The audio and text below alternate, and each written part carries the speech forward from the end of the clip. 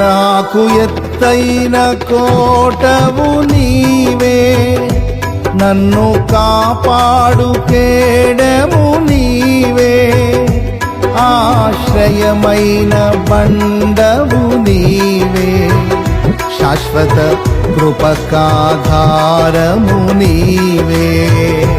నా ప్రతిక్షణమును నీవు దీవెనగా మార్చి నడిపించుచున్నావు.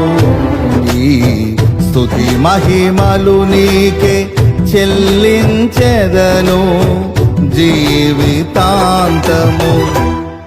ఘనమైనవి నీ కార్యములు నా ఎడల, స్థిరమైనవి నీ ఆలోచనలు నా యేసయ్యా. కృపలను పొందుచు కృతజ్ఞత కలిగి